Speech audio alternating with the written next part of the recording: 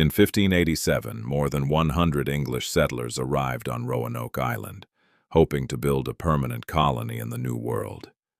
It should have been a fresh beginning. Instead, it became one of history's oldest and most chilling mysteries. When help finally returned to the colony 3 years later, every settler had vanished. There were no bodies. There were no signs of battle. There was only one strange clue carved into wood: CROATOAN. So what happened to the lost colony of Roanoke? Were the settlers killed? Did they starve? Or did they leave willingly and disappear into the unknown? The story began when England tried to establish one of its first colonies in North America. Roanoke Island, located in what is now North Carolina, seemed like a promising place to begin. In 1587, Governor John White led a group of settlers to the island. Among them were men, women, and children. White's daughter, Eleanor Dare, was also there. Soon after arriving, she gave birth to a baby girl named Virginia Dare, the first English child born in the Americas. But the colony quickly ran into problems. Supplies were limited. Relations with local indigenous groups were uncertain. The settlers needed more food, more equipment, and stronger support if they were going to survive. Because of this, the colonists urged John White to sail back to England for help. White agreed, even though it meant leaving his family behind. He planned to return quickly with supplies. But everything went wrong. England was preparing for war with Spain, and many ships were tied up in the conflict. Because of this, White could not return to Roanoke as planned. What should have been a short trip turned into a delay of nearly 3 years. Finally, in 1590, he returned to Roanoke Island. What he found was deeply unsettling. The settlement was completely deserted. The houses had been dismantled. The area showed no clear signs of violence or sudden destruction. The people were simply gone. White searched desperately for clues. One word had been carved into a wooden post: CROATOAN. The letters CRO were also found carved into a tree. This was not completely unexpected.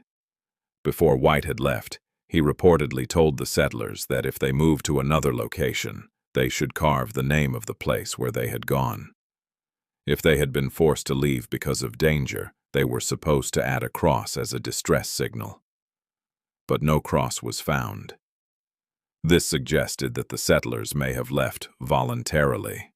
CROATOAN was the name of a nearby island, now known as Hatteras Island, and it was also linked to a local indigenous group.